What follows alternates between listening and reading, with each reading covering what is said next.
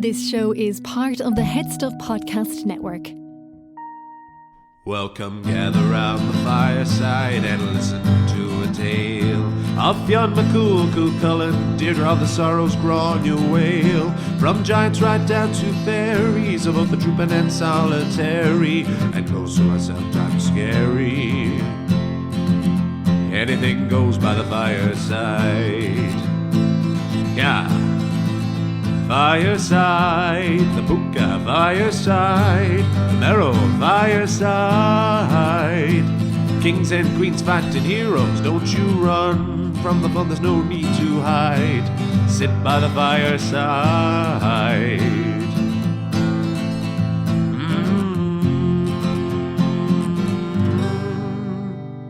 Fireside.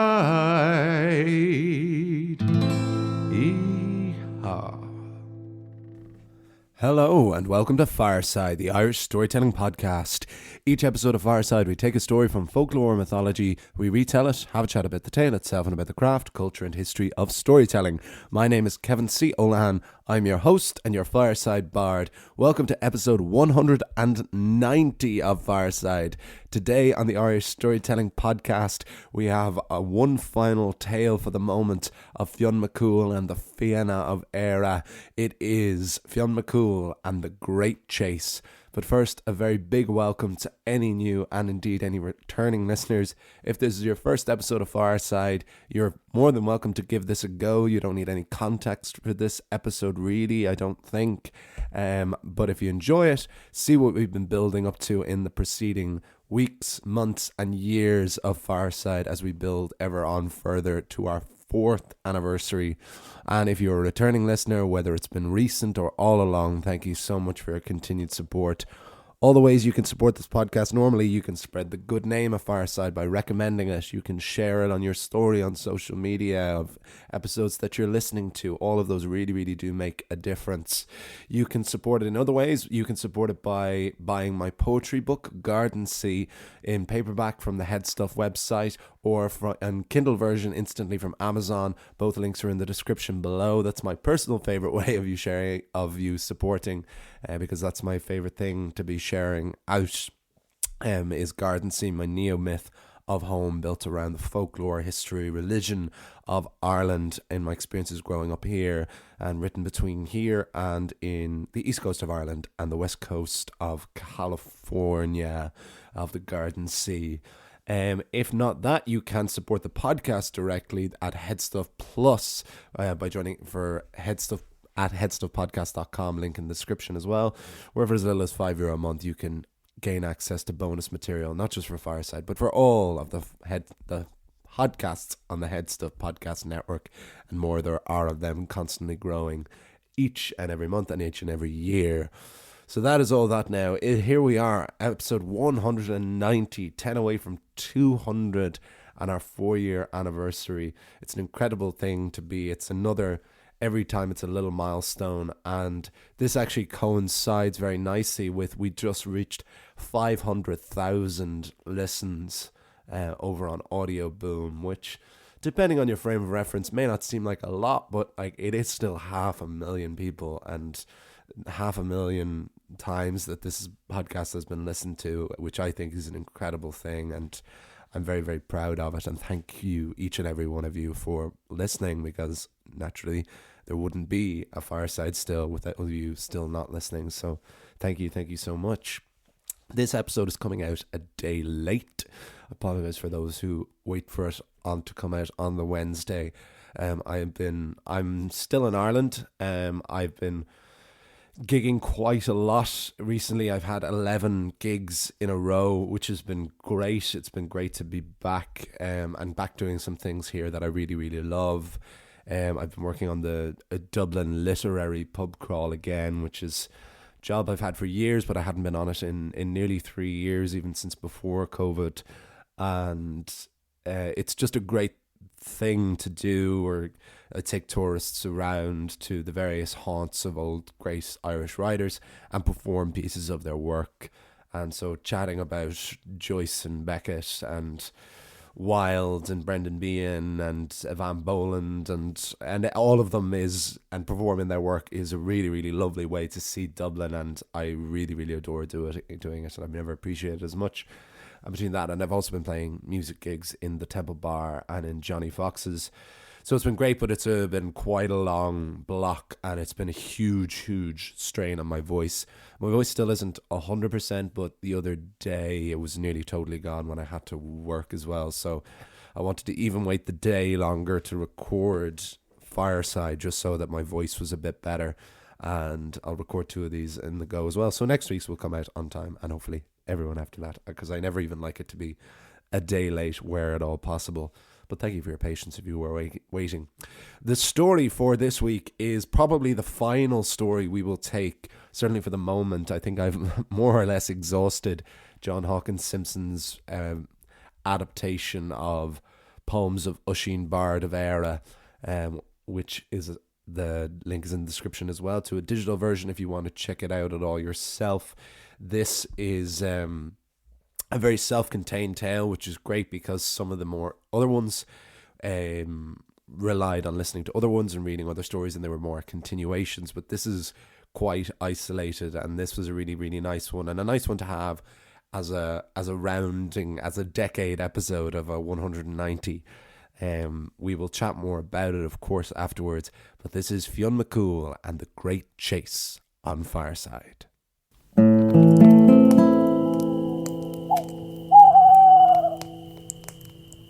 Fionn Mac Cumhaill and the Great Chase. The warriors of the Fianna were never as happy, never as at peace as when they were hunting. Hunting was in their blood, some of them quite literally. Fionn Mac Cumhaill had fallen in love with Sive, who had been transformed into a doe and had given birth to Uiscin, who had lived his first 7 years in the form of a deer. Fionn's cousins Bran and Scialán had been born to their mother as wolfhounds and served every one of their days by their master cousin's side. So to the Fianna, hunting was not just for survival, nor for sport. It was when they felt most connected to the cycle of mortality and felt most a part of this tangible earth. Usually the warriors would hunt together, but every so often we all need time to ourselves, to clear our heads, to find peace and solitude. And heavy is the head that wears the crown. So one day Fionn Mac Cumhaill sought a release from his beloved brethren of the Fianna, and walked the forest himself. Himself, that is, and his 2 loyal hounds. Suddenly the ears of Bran and Scialán pricked up, and the cousins began to unleash their deep, cavernous bark. They had spotted a deer. Fionn, delighted with the external stimuli to focus his mind, gave the dogs leave to pursue, and so the hunt began. The Fionnian leader was not as young as he had once been, but was still every bit as fast, dogged, and patient a hunter. He was well able to keep up with Bran and Scialán, and had the stamina to stay with them. The 3 followed the deer up a great mountain called Sliabh Gullion, 2 miles high. The hounds adored the escalated terrain, which stretched and challenged their muscles, but the aging Fionn began to feel the burn in his calves and hamstrings. At the mountain top, it appeared that they had lost their target, but she had to have gone east or west. So Fionn ordered Bran and Scialán to head west, and the Fenian leader took off east. Fionn's trail led him to a great lake on the top of a mountain, a volcanic lake. But Fionn was not thinking of volcanic activity, not in a literal sense anyway. But his heart bubbled and boiled at the sight of a woman sat at the water's edge. She was about Fionn's age, he thought, but looked half it. Beautiful, but crying into the lake. Ever the hero to have to get involved with any soul in need, Fionn approached the anguished woman. "Excuse me, I hope you don't mind me asking, but why do you cry? Is it for the loss of a lover or a loved one?" The woman turned, and Fionn drowned in her eyes, which were deeper than the lake they cried into. "No, my husband has been dead for many years, but I have dropped our wedding ring into this colossal lake. That one token is the last I have of him, and now it is lost forever." Fionn had already begun to strip off his clothes as he said, "Fear not, my lady. I will swim the lake until I find your ring."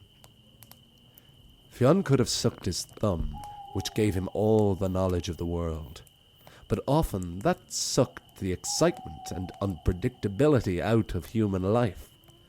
So to enjoy the challenge, Fionn dove headfirst into the lake to search for the ring blind. If he had sucked his thumb, he may have seen what was actually going on.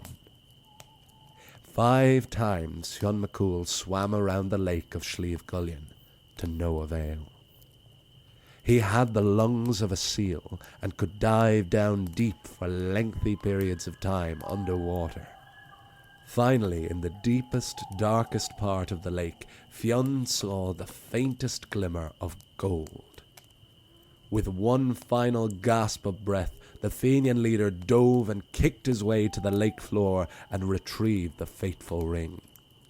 Fionn erupted from the volcanic lake like bursting magma and held the prize high in the air. Gripping the ring tightly, he began to swim back to the shore to give the woman her beloved band. But as he did so, Fionn began to feel strange. He felt himself rapidly growing heavier and weaker. It was as if all the moisture of the water was sucking into him, like spending too long in the bath. He was beginning to wrinkle, the bulging muscles in his arms and legs growing limp and useless, his bones feeling thin and brittle. What was happening to the leader of the Fianna? Back at their camp at Alwyn Fort, Oisín, Oscar, Caoilte and the rest of the Fianna sat by the fireside drinking and playing chess. Caoilte said, "Has anyone seen Fionn? He hasn't returned from his walk yet." It was true that Fionn was never away from his own men for very long. "Fionn's missing," said a delighted Conan Whale MacMorna. "Good. I hope he's missing for a year. It would be a wonderful break from his preaching and orders." Despite Conan's protestations, a search party was formed. At the head was Caoilte MacRonan, the fastest runner of the Fianna, followed closely by Fionn's son Oisín, grandson Oscar, and a host of other leaders, including a very reluctant Conan Whale, who felt he should be there in case the others made a plot against Clan Morna. The Fianna were the greatest trackers the world had ever known, and it did not take them long to follow the scent and distinctive footsteps of Fionn, Bran and Skillán. Fionn's cousin wolfhounds found the hunting party first. They were exhausted, but otherwise unharmed. "Bran, Skillán," said Caoilte, "now our pursuit will be much easier. Take us to Fionn." The wolfhounds needed no further instruction. They took off back towards Slieve Gullion with the Fianna in close pursuit. Arriving at the lake, the Fianna found nothing but a figure sitting at the water's edge. But it was no weeping woman this time, but the oldest-looking man that any of them had ever seen. He was dripping wet and looked too brittle to even stand. His long grey hair looked like he had not been outside a cave all his life. But would he have the characteristic wisdom of such an aged figure? The Fianna attempted to speak to the old man, but his head continued to hang low, and he gave no reply. Oscar became suspicious. When Oscar became suspicious, he became angry. He drew his sword. Old man, if you do not want to lose your head, you will tell us what has happened to Fionn Mac Cumhaill. Caoilte was quick on his feet, but not quick to anger. Put your sword away, Oscar. Let me speak with him privately. Caoilte went to the old man's side and listened closely for the feeblest of voices. The runner jumped back like a frightened rabbit that was his symbol. He turned to his brethren. This is Fionn. Conan Mac could not contain his laughter. Ha ha! Hubris has finally caught up to Fionn Mac Cumhaill, and now I will take his feeble life like my brother Gall took his father's. Fionn has never been a friend to Clan Morna, and we only have survived in spite of his leadership. Conan drew his sword, and so did Oscar. May the gods help me, Conan. I will finally cut that big bald head from your shoulders if you take one step towards my grandfather. Conan instantly lost his vitriol as Oscar ran for him. The coward of Clan Morna took refuge among a group of Fenian warriors while the rest attempted to hold Oscar back. Peace, Oscar, cried Caoilte. You killing Conan will not help Fionn. And Conan, I do not want to hear your voice for the rest of today, or else I will set Oscar on you. Conan pleaded for mercy, claiming hypocritically that one Fenian could not slay another. Caoilte approached the decrepit Fionn. Who did this to you? Is there no way we can reverse this? Fionn spoke. I was enchanted by Gullion, the daughter of this lake. She asked me to retrieve a ring for her, but either from the cursed object or raging waters, I am all that remains. The Fianna all placed their shields on the ground to form a stretcher of sorts to place Fionn upon. While the others bore their leader on their shoulders, Oscar and Caoilte pursued the enchantress. When they finally found Princess Gullion, Caoilte and Oscar drew their swords. Oscar spoke. You will cure whatever you have done to our leader and my grandfather, or you will never see the age you have given to him. Gullion was taken aback. Swords will not be necessary. Youth is a thing of powerful beauty. I value it in all I see, and give the curse of old age when I feel like it. Fionn Mac Cumhaill was the most powerful warrior in his youth, and now I have taken his power. But you, Oscar, I was not aware of one younger, stronger, and more fiery than Fionn Mac Cumhaill. Truly you are the most beautiful youth I have ever seen. Lie with me, and I will restore your grandfather's youth. Caoilte and Oscar looked at each other. Oscar fought with the sword. There was no one better with a sword. But he knew nothing of the acts of love. Caoilte spoke. Give us the cure first, before we trust you, and you do the same to Oscar as you did to Fionn. Gullion produced a goblet filled with a bright ruby liquid. This is a goblet of liquid youth, and it will restore your leader. Take the goblet, Caoilte. Oscar, you can stay. So, while a nervous Oscar prepared to do what needed to be done, Caoilte sprinted back to the lake, taking care not to spill a drop of this liquid. He reached the other Fenians, with Fionn still lying on their shields. Caoilte brought the goblet to Fionn's lips and forced him to drink every drop. As the liquid flooded down his dry throat, Fionn grew younger by the second. In fact, he continued to do so. By the time he had finished the drink, Fionn was even younger than he had been at the beginning of that day. He could once again lead the Fianna with strength and power. The only thing that didn't change was the colour of his hair, Fionn was now a silver fox with grey hair, which Fionn quite liked. "I will proudly wear this grey hair to remind me of the value of what remains of youth, and the wisdom that is given with age." Oscar never spoke about his evening in the woods with the daughter of the lake, but it is said that Fionn and Oscar never aged a day from then on until their final glorious day of battle.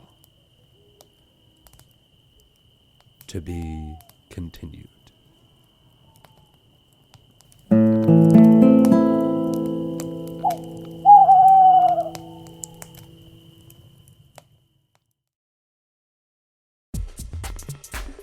My first poem went viral January last.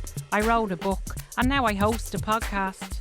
I'll have guests, we'll laugh and we'll moan and we'll realise that everybody's a poem. Hello, I'm Jan Brereton. I'm a mam, a fashion stylist, a perpetual sweary person and an accidental poet. In the thick of lockdown I wrote a poem. What day is it? Who gives a fuck? I'd never written a poem before, but once I started writing I couldn't stop. I'd love you to join me each fortnight for my podcast Everybody is a Poem, where I'll read some poems and I'll chat with guests who inspire me. Everybody is a Poem with me, Jan Brereton, coming soon to the Head Stuff Podcast Network. And that is the tale of Fionn Mac Cumhaill and the great chase on Fireside, and I hope you all enjoyed it. Yes, mortality and age right at the centre of this tale, which is at the centre of a few Fenian tales as well. First and foremost being, of course, the tale of Tir na Nog, where Oisin, Fionn's son, goes to Tir na Nog for what to him feels like 3 years, and it turns out is 300 years, which only catches up to him when he returns home and falls from his horse and instantly ages 300 years.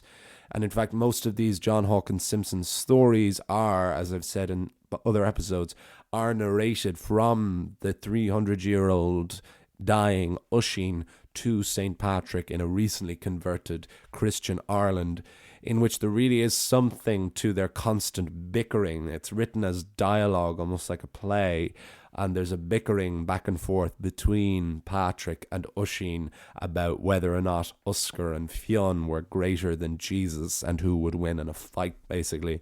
It does get quite repetitive in that very kind of bardic way, but there definitely really is something in it, and it's very, very interesting to explore, as I probably will do in some stage in the future. But for this tale, right from the beginning, I was interested in this idea of Fionn being on his own.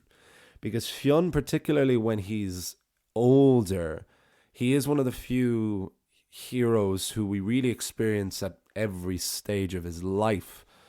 Many, especially mythological heroes, are either permanently young or permanently old, and have this eternal quality to them and this eternal youth, because they usually die quite young. Classic cases such as Cuchulainn, or many of the gods from the mythological cycle are naturally just eternally the one age.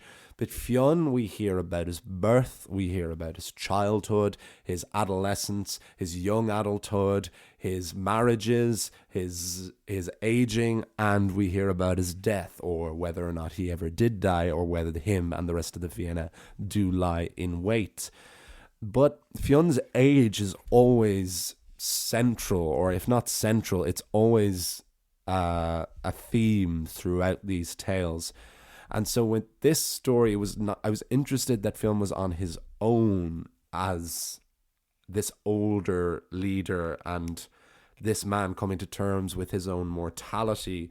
And so I was interested in exploring that, him needing that, and especially with the hunting, because yes, like so many of these characters, whether it's Fionn himself, always being associated with the deer, to falling in love with a woman turned into a deer, to his son being born a deer, to his cousins being born wolfhounds. Hunting is so deeply a part of the fabric and blood and flesh of the Fianna that it was really interesting to look at from a transcendental point of view, kind of, you know, that they very much is how they feel a part of the earth and the world, and that it is this kind of trance or this meditation to them, which is very, very interesting to think about, and obviously a far cry from our contemporary, like, negative connotations of the idea of hunting. But here we have what I liked about this curse and this transformation, and I put a little bit of a twist in that it's almost this fountain of youth kind of way. And we do have a kind of a fountain of youth, this great lake. Is it the swimming in the lake, or is it the power of this princess, this enchantress who curses Fionn? And also, why does she? Is it just to, it seems that it is just to exercise her power, and just that she can, and a very Joker, Dark Knight-ish, some people just want to watch the world burn. But the story just says that she loves Oscar, that she gives this goblet because she had a great love for Oscar, but it doesn't say why. So my interpretation of that has been that Oscar represents everything that Fionn was when he was young and more, because Oscar, by all accounts in the stories, is the far greater warrior than Fionn Mac Cumhaill ever was. He didn't have the same opportunities in that he doesn't have the wisdom that Fionn has because of the Salmon of Knowledge, nor does he get the opportunity to lead the Fianna because he himself dies, depending on the version, in the final battle with Fionn. So Oscar never gets... Oscar is one of those eternally youthful characters of mythology. It's why he is my favourite. There's something so interesting about him, even though it is almost, as I've said before, a kind of...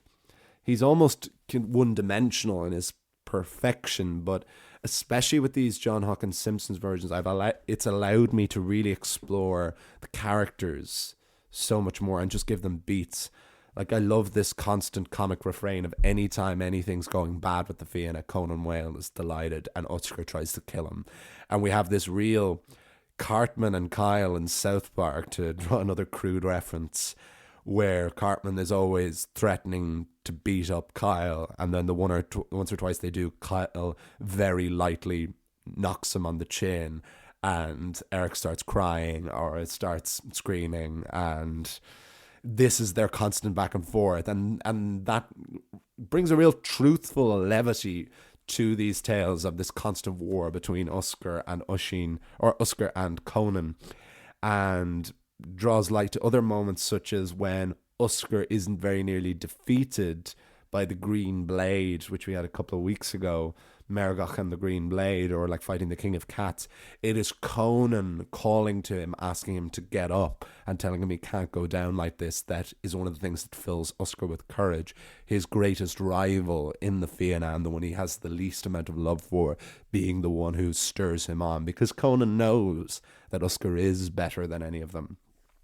So yes, when he meets this enchantress, and I was also interested in that's also not said anywhere, but if Oscar is this great fighter, this young man who has known nothing else but conflict and battle and war, then it's unlikely that he would be in any way sophisticated in romance. I have not as of yet found a story they might exist of Oscar being in love. His father and grandfather are the experts in that, particularly his father Oisin, because Oisin is the poet. He is the writer, he is the storyteller, he is the lover. And his grandfather was either lucky or unlucky in love. He was lucky to have found his great love, Sive, who Oscar came from, but also he lost Sive forever. And his second wife, Grania, except if you go by these most recent versions, the iconic story is that Grania does not want to marry an older Fionn. But this idea of an older Fionn and a story about him being de-aged, aged up and de-aged, and this lovely detail, which is in the version I adapted, of him keeping the grey hair despite regaining his youth to a degree, is a detail I quite liked, and this idea that he would want to wear it with pride. It almost, not that myths need to be made too much sense of. I mean, I like when there's a a story through line through it that they can make sense, especially when you have random details like her just giving them the goblet because she was in love with Usker, and no, I would want a bit more detail than that, or at least an interpretation just to make it clear in my mind and to make it as clear as water for you all to listen to. But it is still quite nice that there is this element of addressing Fionn's longevity, because in more stories than not, Fionn actually is an old man, and he is taking a more supporting role and a role of a sage general rather than being the one to gain. It's always Usker or Conan or Caoilte or any of the rest of them who are usually in the battles. And if Fionn does it all, it's either very, very late or last or not at all. And so this almost made a bit more sense now, that why Fionn has had that longevity and why he is still fighting side by side with his grandchildren, you know. He's older, but he's still strong and tall and capable, and this now gives some kind of more than sense, but just it adds a cyclical nature to it, that you could feed this story, which is a story out of context and kind of standalone piece, you could feed it back in before or after so many of them. And that's how I feel. That's why they're called the cycles, which has just kind of come to me there. It's like they are cyclical. They do go all around and into each other, but it's not a clean cycle. It's various whirlpools, you know. It's Scylla and Charybdis. They're going all over the place, but they do loop back around together and filter into different waters and different lakes, and that changes them and morphs them and can make them sometimes collapse in on themselves or like clash with each other. But this is the nature of these kinds of myths, and that really brings the term cycle beautifully, to pardon the phrase, full circle. And with full circle, I will wrap things up, as that was a nice little meandering way to finish the episode there. But I hope you all enjoyed this one. This was a real fun one, a really nice one to do at the 190th. It'll never not be lovely to spend time in the company of Fionn and the Fianna, and I will miss them again. And it was nice to explore them and to know that there was so many more of these stories to get. Like, I thought I was just going to get the Battle of Ventry. The Battle of Ventry was the one that was in my head that I knew I hadn't covered and would have to cover at some stage. But I knew it was a bigger one. It would probably take a couple of episodes, so I left it for a while. But then this version that I adapted just kept giving and giving. And it's given me such heart that there's probably so many stories of Cuchulainn and the kings and the other gods that there's still plenty to go, you know, as we approach the 200th episode. Because the more and more I think about it, it seems like 300, it seems like the amount of episodes that I would want to aim for Fireside. 6 years and 300 episodes. So that's still a full more than 2 years to go. But I do want to revisit. I never wanted to rehash, but I want to revisit maybe for the last year, if not for every episode of the last year, but for alternating episodes. Seriously, let me know what your thoughts about this. I've touched on this briefly before, I think, that I want to go back on other episodes I've done, ones that might have been written like a long time ago, ones that might not have been recorded appropriately. I've recorded in various situations with various different qualities of microphone, stories that I would just want to have another crack at, and they won't be the same because I'll totally rewrite them. But I would want that, and then to see how the 4 years and the breadth of knowledge and the breadth of experience of doing this podcast for so long, to see how that would affect me going back in. So that's the kind of long-term plan, but that's where we are. But as always, if you haven't done so already, please follow me over on Instagram at FiresideBard. Email me at thefiresidebard@gmail.com. Buy my book, Garden Sea, A Neo-Myth of Home, at headstuff.org or on Kindle at Amazon. Support the podcast at headstuffpodcast.com. All of the links are in the description below. Next week and for the next few weeks, we have spooky Halloween tales, which I'm really looking forward to. Three or four great folk tales coming your way, all packed in together for the month of October. And that next week we have the story of the haunted cellar. So I look forward to that. I'll see you all. You'll hear me all next time. And remember, wherever you are and wherever you go, you can always join me by the fireside. This show is part of the Head Stuff Podcast Network, a hub for the creative and the curious. Shows are produced in association with Head Stuff and the Podcast Studios Dublin. Find out more or become a member at headstuffpodcasts.com.